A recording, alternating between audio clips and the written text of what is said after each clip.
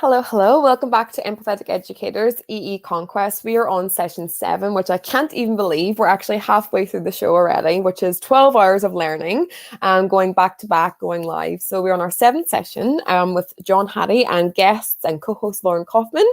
So I'm really excited to have this show on the road. Let's get started.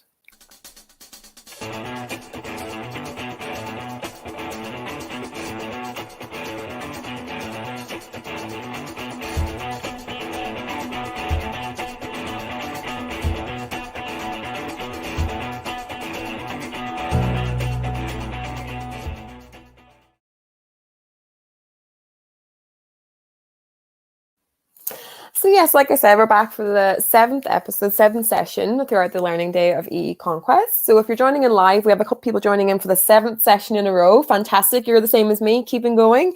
But we have some people joining in and catching up after recordings as well. So just a little overview of the show if you haven't heard anything about it yet. So we've got EE Conquest and we have a full day of learning going on that you can find out all the resources and all the tips and tricks on there and catch up on all the recordings at bit.ly/EE Conquest 2021. And you can find a resource guide on there as well. So there's missions to complete, there's ways to connect with people across the world, because the whole part of this is igniting our flames and joining educators from all different spaces across the globe. So you can find that at bit.ly/EE Conquest guide as well. And then a part of this, it's all completely free resource and a completely free day of learning, but we are trying to donate to a youth line charity in New Zealand, looking at how we can keep mentally healthy the youth of New Zealand. So if you'd like to donate or you'd like to take part in that or share with your community, it's bit.ly/EE youth line. So that is all the wonderful learning going on today, but we're going to bring on our first co-host, who's co-hosted for the 3rd time with Empathetic Educators. Hi. Hey, Lauren. Hi, nice to have you on the show. How are you? Oh, I am wonderful. What a whirlwind of a week after being away on vacation and now leading up to this moment with you. I'm just so excited to be here. And I have to tell you, what an incredible day of learning you have created. I know I say this every time, but the connections, the power of connection that you're creating across the globe today is just so unbelievable. And I want to commend you for all the hard work and dedication and the passion that you put in to creating this experience for educators all around the world so we can impact who's at the heart of everything we do, our learners, right? So thank you for having me back. And I'm so excited to be with our panelists and our very special guest, John Hattie. So amazing to have you on the board. And yeah, I'm so happy to be able to connect with you and get all these things going. And I'm really happy that you enjoyed your holiday. I'm excited next week to be on my holiday and have a bit of a chill time because I've gone straight from school to this. So it's just really great to have it on board. And we have people from all around the world joining in the chat. And yeah, I'm really excited to hear what people have to take away today. So let's get our guest on the screen. Hello. Hi. Hi, John. Oh. Unmute. Oh, John, you're muted. There we go. Great to meet you, Naomi and Lauren. And the notion of vacation sounds wonderful. Yeah, it's so good to have you on board. Yeah, we've recorded before, and the last time Empathetic Educators has moved quite along since the last time we had you on the show, which I'm really proud of. So I was looking back at our session before, and I was like, wow, it's come a long way since then. So really happy to have you back on the show, and yeah, sharing all your insights and sharing with us all about the world today. So maybe give the audience, I'm pretty sure people checking in, do you know all about your learning? Do you know all about you? But let us know a little bit about your background, John, and yeah, about what your passions are as well, what ignites your flame. Well, as you know, Naomi, all quality comes from New Zealand, right? Being an ex-Kiwi many, many years ago, and also having been to your school on many, many occasions, I still think it's one of the best schools in the world, and it's quite remarkable what happens in that school, and I've learned a lot from that. But that's what turns on my passion. In the days when we were allowed to travel, it was meeting people, seeing learning, talking to kids, and knowing there is so much excellence out there. How do we stop looking for failure and trying to fix it? And how do we instead look for success and try and scale it up? And that's one of my frustrations in the business, but it's also my passion about looking at that incredible success, trying to understand what it means to be successful as a teacher and and a school leader, and then seeing it in action. And it's just so wonderful to do that. And I think COVID has been a wonderful opportunity for parents to realize that you guys actually have incredible expertise. You don't just do it with their precious 1 or 2 for a few hours over a few weeks. You do it with 20 to 200 a day, 200 days a year. And so I just wish we esteemed the expertise of teachers more. Here. So let's hope to keep moving forward and and doing that in this space too. Because you're right, it's like what we do and what we put in. And I think that's what I've loved about this space. Is like all the heart and all the flames and all like the amazingness of all the educators trying to come together in this space. So hopefully we can try and put that teaching on that space as well. So yeah, so great to have you on the show today. And we'll get ourselves started because you haven't been part of this before where we have to move people on. We want to get people as much as possible. It's a bit tricky for me and Lauren to co-host this because we have to try and move people on whenever the amazing takeaways are going on and all the responses to the session. So we'll start bringing on, we'll kick Lauren off the screen for now and she'll be back on in the next segment. So I'm going to bring Sam on and take Lauren off. So we are bringing on Sam today, and Sam actually is a co-worker of me in our school as well. So we're gonna bring Sam on. Let us know what you're about, Sam. Let us know a little bit about you. Oh, you're on mute, Sam. Hello, can you hear me? Yep. I am Sam, and I am a year 3 homeroom teacher in an international school here in Japan, where I had an opportunity to work with amazing Naomi Toland. So this is my 9th year in the educational realm. And before doing homeroom, I was a learning support teacher for 7 years. So having said that, I think mostly my passion is centered around inclusive education, differentiation, the social emotional learning, and of course, needless to say, improving student achievement. So if I'm going to show my human fire, it's going to be like the social emotional learning red part and the inclusive education, differentiation, and all. So I visualize it like that. So I'm very happy to be in the show. And yeah, I'm just thrilled. So great to have you on the show. And yeah, so I think that's what's really cool is we actually have some of those Stonefield teachers coming on later on today. And I'm actually in Japan for the year, but I'm going back to New Zealand at the end of the year. So it's really great to have all these different perspectives and all these different spaces as well. And so yeah, so Sam, let us know your third question, the question today. Yeah, let us know what you want to know and ask John. Sure. So thanks, John. I'm just a reader of your book, and now I'm sharing the screen or the space with you. I'm really thrilled to be in this same screen. So thanks, Naomi. This is fantastic for making this possible. So my question would be, having been in the inquiry-based classroom and taught it for quite a long time now, I'm wondering why, when I read your book, it was still on the 0.4 of the effect size, given that it is usually student-centered or mostly student-centered, and there's a lot of teacher collaboration going on.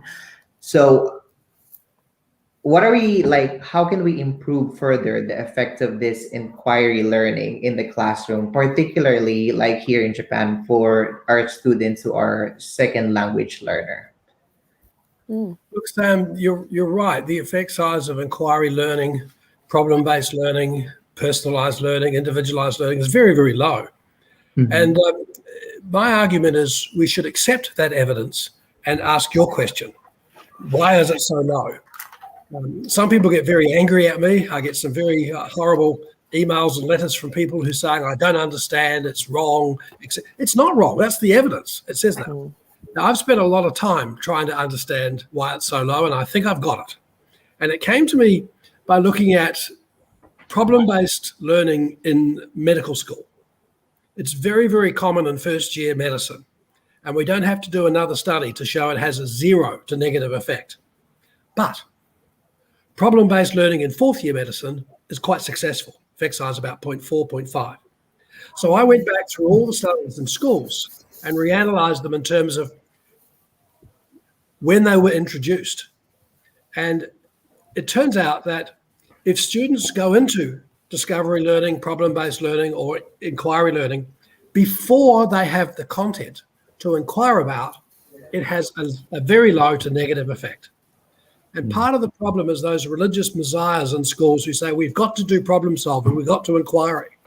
Now, my argument is you need a balance. You need the content. And sadly, so often in so many schools, it's all content. And there's a conspiracy. Kids above average prefer to focus on content because that's the game they're good at and they're the winners. And so if you make sure you check before you go into the inquiry phase that the students have sufficient content, then absolutely the effect size 0.5, 0.6. And so it's that balance. Now, let me go the other way. Take something like direct instruction. It's very good with content. It still can be done for deep learning, but it's harder. And my frustration is, why don't we have methods of teaching that attend to both parts of the equation, the content and the deeper and the transfer? I only know of one method, the jigsaw method, that covers both. So my argument to you, Sam, is that as long as we keep introducing it without attending to whether the students have sufficient content, then it's going to stay low. But if you worry about making sure they do, it's only fair to students. Like putting students into problem-based that don't have the content, they're excluded. They confirm they don't know and they're not very smart. It isn't very successful and good to do that. So yes, I think we understand why it's low. And yes, I think there's a way through to make sure we fix it. Does that resonate with you? Yes, that really answered the question. Just looking back into the inquiry classroom, it really resonates to me when you said that they really need to have a good base before they can really inquire themselves, because especially for those who are just starting to learn the English language because that's our medium in our school, it's really hard for them to do the inquiry. And so maybe it can be one of the things why they can't really have the full effect of it, like to learn what it is really needed to learn. On that, Sam, we've just published a book. We looked at the idea of teacher collective efficacy, which is very powerful. And we said, what would happen if we wrote a book about student collective efficacy? And so we have, it just came out. And the big argument in that is there are three things we have to be concerned about when kids work in problem-based, particularly with others. The skills of working in a group, the confidence of contributing to the group, and the hardest, the confidence that the group can come up with a better answer than the individuals. And so there are some, not only the content, there are some I and we skills, to adopt the Stonefields language, that you really need to use and develop in your kids before they profit from those kinds of methods. And given that's what employers are asking for now, we have to do it. I think that's what, like, going back to, like, myself and Sam have been navigating this space together this year, and I think that's what we've been trying. That content piece is so important. Like, I think it's not that it's not, because we, in our previous conversation, John, we were talking about like that jigsaw part as well, and the fact that it's not that if you don't do it, it's how we do it. It's the way it's done and what's actually there in place to support the learners. And going back to that scaffolding piece, and we were actually talking about the inquiry process just in the previous session about how there's 4 different parts to inquiry. So the first part this person was talking about was the actual scaffolding part of inquiry. So giving them the skills, giving them the content, giving them the tools to actually access the inquiry part. And then you go on to the next part of what does that look like? And then you can get to a stage where they are kind of self-managing and self-regulating. But sometimes you have to go back to the inquiry depending on what you're at, depending on what stage you're at. And I think that's quite a useful imagery for me to be able as a teacher to bring that into my classroom of what stage are the learners at with the content, what stage are they at with the skills, what stage are they at with, and what's my role in each of those stages to help them. So yeah. Yeah. So I think like that's, thank you so much for like answering that question. I think that's like a really good space for us to kind of take away. And I think like that's like, it's a really powerful, like Katie said, it's a really powerful concept to be actually understanding it. And it's not that it's not good. It's just that what does it look like in the space as well? So yeah, cool. Thank you, Sam. Is there anything little takeaways that you have, or is that, I think I'm good. Thanks, John. Thanks, Sam. Thank you. So I'm going to sort myself out and I'm going to bring on Lauren and David, and we're going to explore the next topic. So I hope you enjoy. Hi. John, I was just thinking about what you said about balance, and I'm taking some notes here as you're speaking. And I think knowing your students and creating that connection so that they can access the content is so important. So we can get to know our learners, meet them where they are, and then help them, help create pathways to their learning that's meaningful to them, so they can move from that surface to deeper learning to transfer in a very meaningful and relevant way. So without knowing our students and tapping into their passions and interests, it's very hard to get them to access that content in a way that's relevant to them. So those are just some thoughts I was having. Absolutely, you're so true. Hi, David. We're so happy to have you here today, all the way from Thailand. Thank you for joining us. Do you want to start by introducing yourself to the community? Sure. So currently I am in Thailand. It's a summer break for teachers in Hawaii, but I do teach in Hawaii at a very rural, small school on the Big Island. And I'm a big fan of evidence-based practices. And so, of course, John, your book is a go-to reference for what should we do in our discussions at school. We've focused a lot on learner outcomes, clarity of success criteria and things. And that kind of connects to my question. My question has to do with the problem at the end of the course, coming up with a final grade. We have to give A's and B's and C's and D's or F's and decide where that mark lies. And with standards-based grading, with all of the best practices, and then to come up with an A, B, C, teachers have very different methods of, quantifying points to get to the ABC or cutting it off. So I'm really interested in hearing how you would advise people to come up with an ABC, given all the best practices, standard-based grading, and I'm all ears. I'm sure everyone else is too. I always wondered, David, where people who lived in paradise, Hawaii, where they went to vacation. Because I want to come to Hawaii. Look, we do have, we could argue for hours about whether we should have standards-based ABCs, but you're right, that's the system. And so I'll answer your question without doing the shoulds. I think it's really critical that students are well aware, long before the end of the year and the grading, about what an ABCD looks like. Mm-hmm. I'm a great fan of worked examples. I'm a great fan of giving them assessments from previous years. I'm a great fan of giving them rubrics up front. Mm-hmm. We know that if you give them rubrics when you give the assignment back, they're a waste of time. Give it up front. So my first comment is that any grade a student gets should not be too big a surprise. So I take that as the teaching act. The second half of my answer is, this is an incredible opportunity for teacher collective efficacy in action. Mm-hmm. It's all about the moderation. What you call an A and what I call an A may or may not be correct, but we should have a mutual understanding of our understanding of the discrimination between an A and a B and a B and a C. So I'd be asking teachers to bring along examples of ABCs, Ds and E's, get others to mark them and have that robust discussion.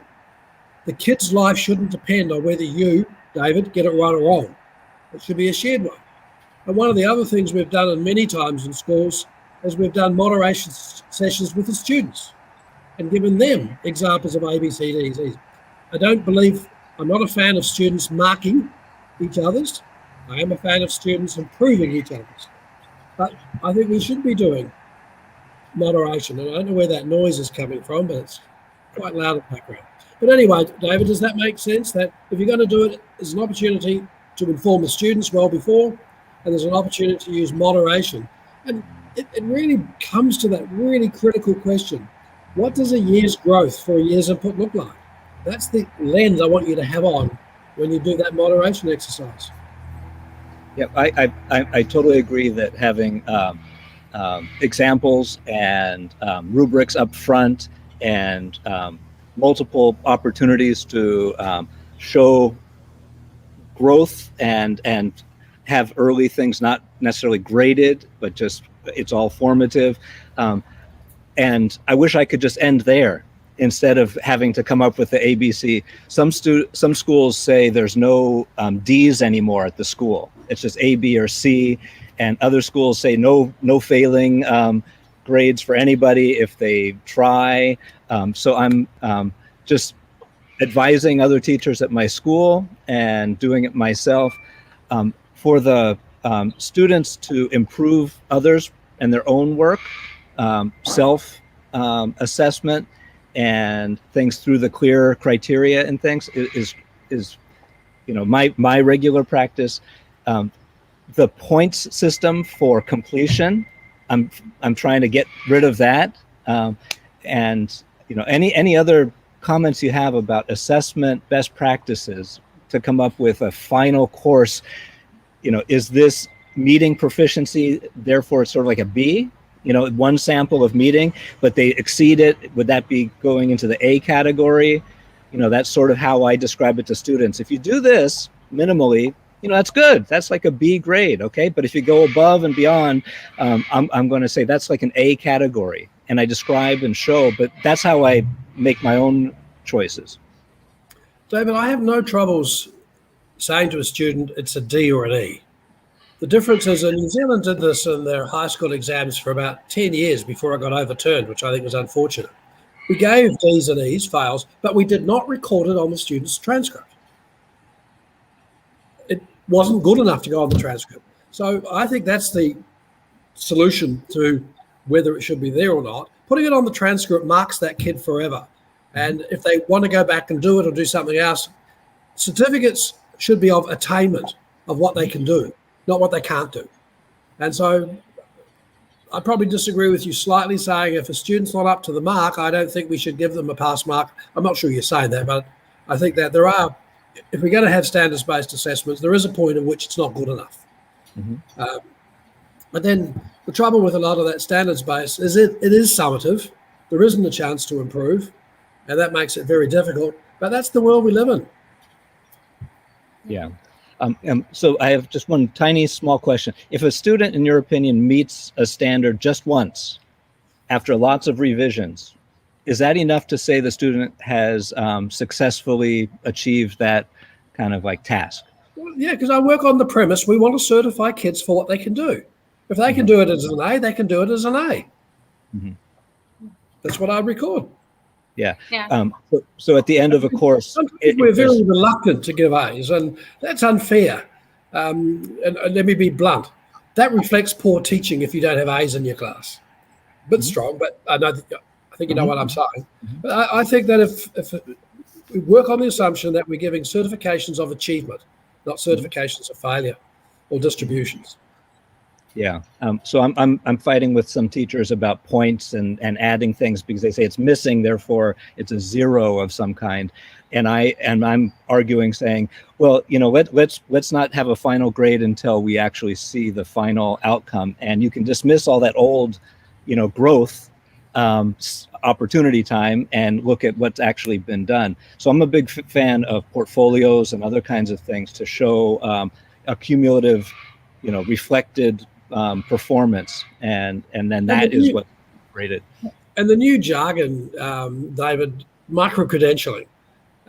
We're doing a massive project here in Australia on learner profiles, trying to come up with a profile of the learner that's above and beyond just the mark on the exam, to give a much better picture of what the student can achieve. And I think that's a much healthier way to go, to get that profile and to use that language of micro-credentialing to help kids and help people who read those transcripts understand the certificate of achievement. Yeah, I think it's a big mindset shift for some educators. I think we have to understand that learning is an infinite process. Learning doesn't stop. The world is not linear.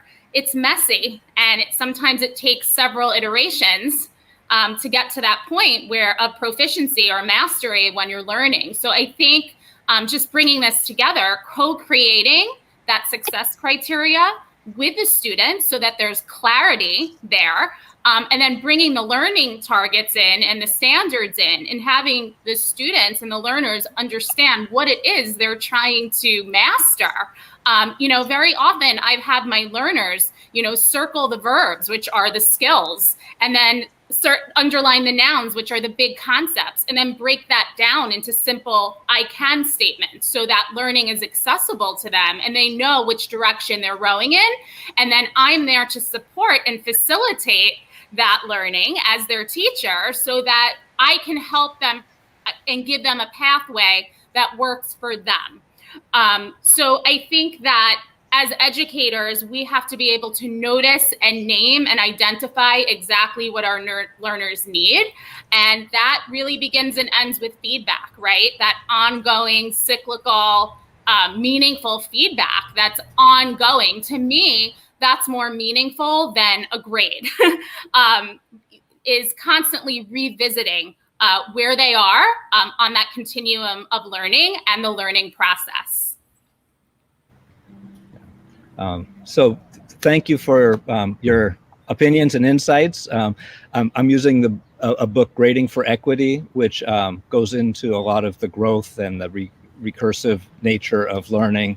And I will add your voice to this argument for focusing on that, not on the letter. But we're still in the system of needing to put that letter. So it will be a battle until the state or the schools change. Thanks. I understand.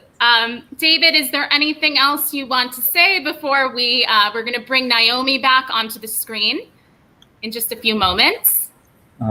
Well, I do have just a compliment for evidence-based practices, and John, you're really have a huge effect in Hawaii, if not everywhere, of course, in showing what works and emphasizing that. And I just want to thank you for having such an easy, accessible kind of toolkit, sort of guide for teachers, beginning teachers and experienced teachers alike to use. So I just want to give you a thumbs up for all the teachers I work with who use your book and those principles.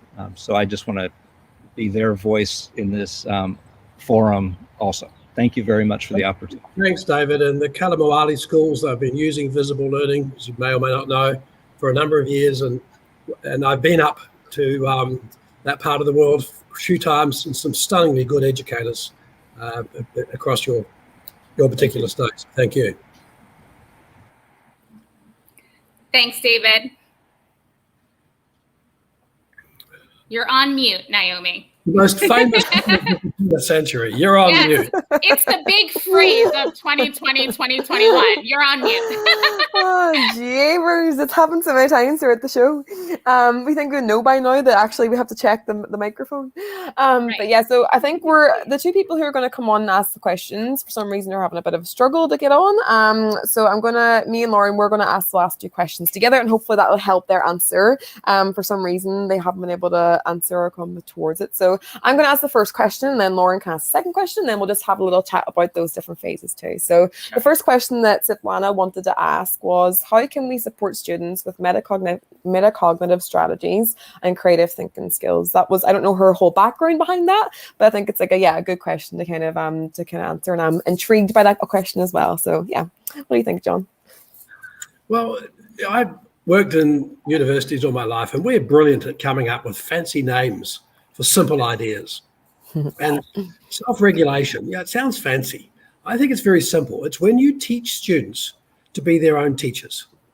When they know where to invest, how to invest, when they know what success looks like, if they know what to do and they don't know what to do, if they know, going back to David's questions, if they are taught how to interpret the assignment marks and comments, like take feedback. We've spent years talking about the feedback teacher gives. Self-regulated learners know how to interpret that feedback. They know how to hear it, understand it, and action it. And those are all the notions of what I mean by self-regulation. We wrote a book on assessment-capable students, arguing, like, as you know, in New Zealand, it's by law, actually, because it happened during my Astle days there. By law, the decision was made as who owns the data in your school, and it's the students. And so it's incumbent upon us to teach the students about their data, and that's self-regulation. And so I think that teaching students how to be their own teachers. Like during COVID, my colleagues, Doug Fisher and Nancy Fry, invented this new method of teaching called Teach Back. And the idea was they had a Teach Back Tuesday at their school. It's a high school. And every Tuesday, the students had to teach back to another student, to a group of students, to the teacher or to the parents what they'd been learning that week. Wow, did you hear them thinking aloud? Did you hear their cognitive processes? Did you hear how they struggled, and I mean that as a good word, to work out how to teach others? Did they have to then become more deep in understanding? Because if Lauren didn't understand it, then I, as the student teacher, had to know why she didn't understand it. And so this is the epitome, I think, of self-regulation. So I think that's really critical. And if we think of it in terms of students becoming their own teachers, too often, sadly, in too many classes, like when Janet did a study in England not so long ago with 17,000 teachers, and one of the things was what percentage of time do you talk in the classroom? The average is 89%. 90% of the time, the teacher talks. Who's doing the work? And I challenge all of you to go out there and look up the notion of Teach Back, trial it on your students, and that's when you hear your impact. I think if we go back to this idea of viewing everybody in our learning spaces as a learner and a teacher, I think that as teachers, we have to model that practice. We have to constantly make our invisible thinking visible and model what we want to see with our learners consistently and regularly and let go. It's funny, a few years ago, when I was an instructional coach, I was in a classroom modeling a writing lesson for a teacher. And I'll never forget, the teacher said to me, "Lauren, we're going to let them go write now by themselves. They're going to write." And I said, "Yes, they're going to write." And she says, "Well, what if they can't?" I said, "Then they can't." That's when we come in and we question and we give them feedback and we help facilitate their learning, but we have to let them go. We have to let go, and we have to let them have that productive struggle. That's so important, because they will eventually, what I've seen with my learners is they are able to work through that productive struggle if you're creating that environment and space for them to feel safe in doing that. So I so agree. And I think it was a really good example in COVID teaching. Teachers couldn't talk 90% of the time. They had to let them go because of the sheer nature of how it was done. And I think we have a lot to learn about what happened over this last year to bring back to the regular classroom. But the teachers who think their job is to conduct, stand up front, oversee, and you said it, Lauren, it's about that gradual release of responsibility at the right time. And I think we need a lot more of it. And what's remarkable in Teach Back is kids who normally don't shine so often in the classroom have an opportunity to shine. And I think what you said in the last session we did was like struggle is an attribute of learning. And I think that's a big part of it, is actually it's okay for them to have a little bit of a struggle. And then like Lauren's saying, as we reflect together on what we can do next, as long as it's out there for them to understand it. But I like that shared nature part of it too, is like that's what we're trying to do, is sharing them and making it visible for them to see as well moving forward. So yeah, no, I think that's great. I think what you just said there now about what we learned about the last year of COVID. So that was actually the fourth question that the person wanted to ask, was about what do you think? Lauren, do you want to ask the question? Then we can, it's on the screen for you. Sure. What do you think we can learn from this pandemic that will change the way teachers teach and learners learn? Look, you know, from my New Zealand days and the Christchurch earthquake, I've looked at the work from Hurricane Katrina, wars right around the world. And I think if anybody says 2020 was unprecedented, they clearly don't understand history. We've been there many times. The Asian flu of 1953 had more deaths right around the world than COVID. My biggest worry is we rush back to the old normal, and the biggest travesty of COVID is we don't learn anything. And that's already starting to happen. There's been a meta-analysis come out of COVID already, an average effect size across European countries of -0.1. I would argue that it doesn't take long for a good teacher to pick that up very quickly. I looked at the New Zealand study using the ASTEL tool and say what happened last year compared to the previous 10 years. Reading went down slightly, maths went up slightly, writing went down a lot. Anytime someone says to you there was a learning loss from last year, I want you to get angry, because what an insult that is to teachers who work so hard to minimize that loss. And in general, it was no different to any year. Now, if you look at well-being, 60 to 70% of the kids, well-being was higher last year. But for 10%, it was lower and dramatically lower. So I don't want to coat this with a lovely brush and say everything was wonderful. It wasn't. There was equity problems. There are some issues. But my biggest message is that we need to pause as educators and look back to last year and say, yes, it's not the desired way to teach. We shouldn't go like Ontario's going, and some schools are going to be completely online from now on. I don't think that's the answer at all. But what can we bring back? Like what you just said then, Lauren, about productive struggle. We saw productive struggle during COVID. We saw teachers releasing responsibility. If you stood up in front of a screen and talked for 90% of the time, asked 150 questions that require less than 3-word answers by the kids, it would have failed miserably.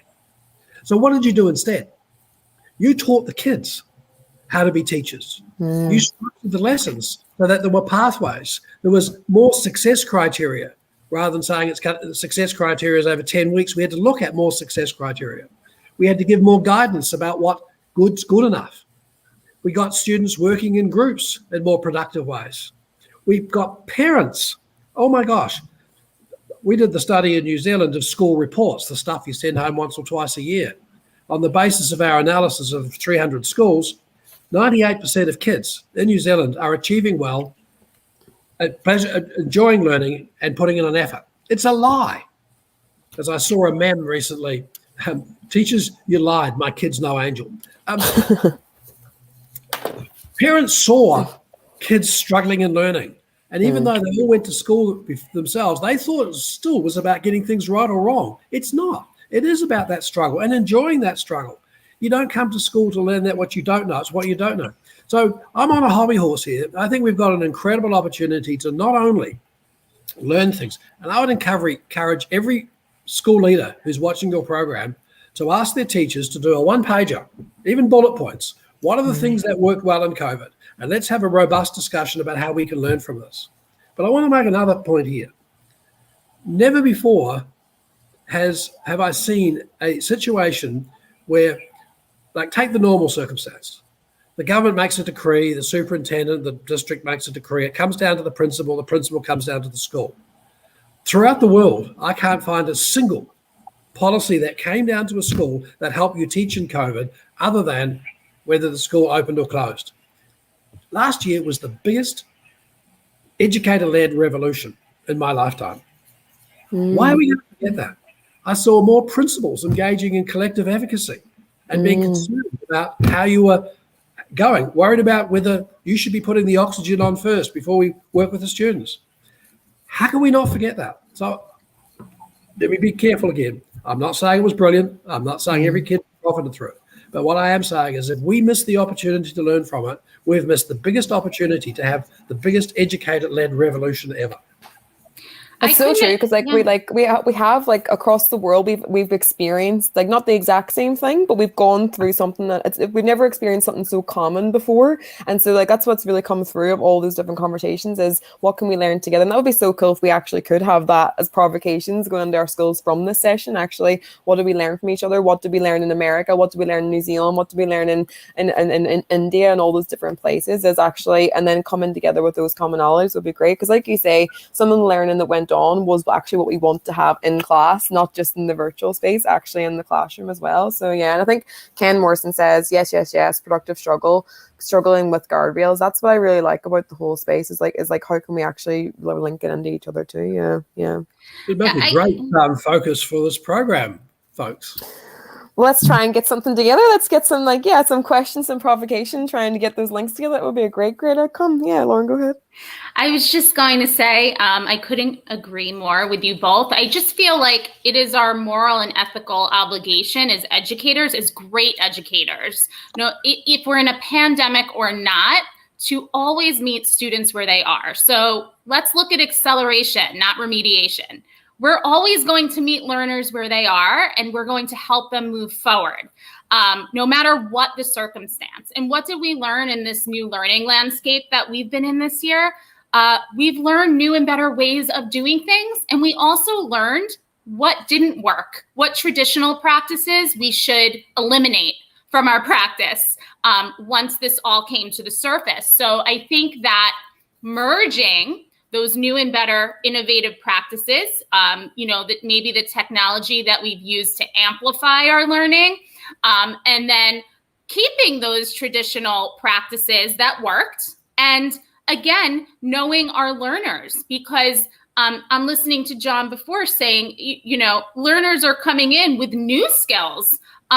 They were able to teach us things maybe that we didn't know as adults. When I see children with technology, they pick a device up and they are not afraid. There is no fear there. They start playing with the digital platform or the tech tool, and they're like 10 steps ahead of me. And they're teaching me how to access this tool, which I find brilliant. So, for example, we were creating podcasts in my class this year because the students were really interested in becoming YouTube stars.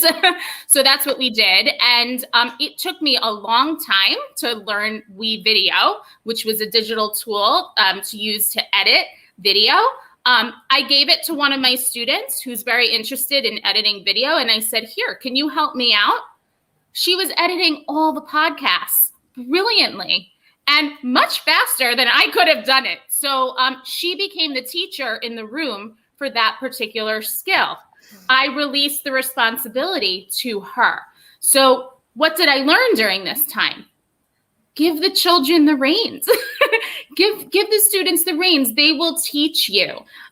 There's that balance, and know when to coach in and know when to pull back. Yeah.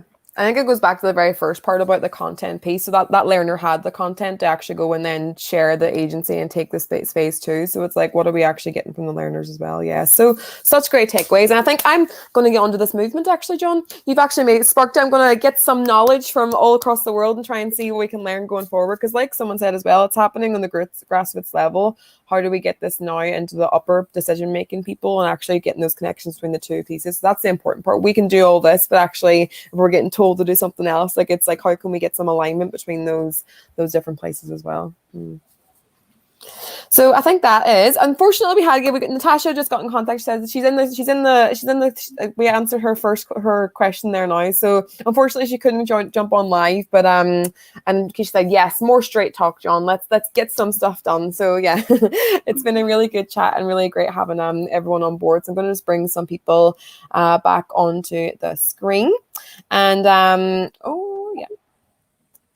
and we have our people coming on as well. So yeah, just any last minute takeaways, John, or any things that you think from the session that would kind of spark our passions and get us moving forward as well after just ending the show. I think that what you were talking about there, Lauren, with that student doing that editing, I wonder what would happen if that student did some editing of students teaching each others, and we have a site where we can go and see how to learn something taught by a student. Wouldn't that be a great idea? Oh my gosh, that sounds brilliant and magical. I hope you do it.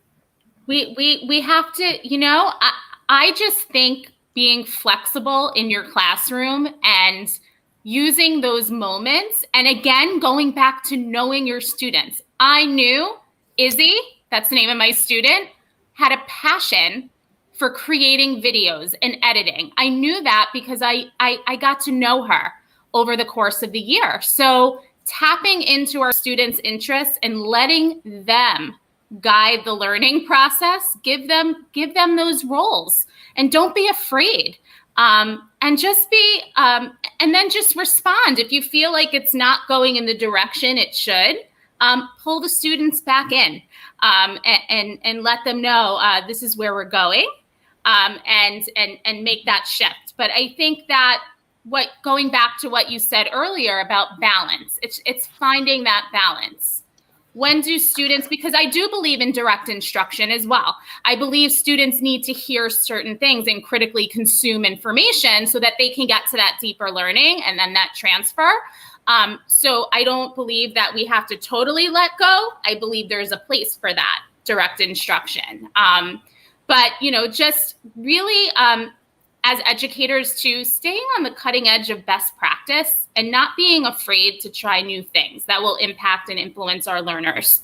I think that's really, really important to take away here, is just to be open-minded, because you never know what's going to happen tomorrow. When March 13th happened and we shut down, we rolled up our sleeves and we got in there and we learned new and better things. So, and abandon the old.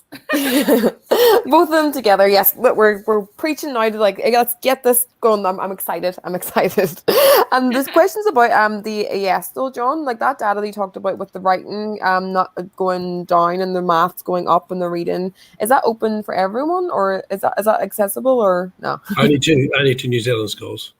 Yeah, okay, so that's good to I'm gonna be in New Zealand after, so let's see what we can get involved in that next month, going back to New Zealand.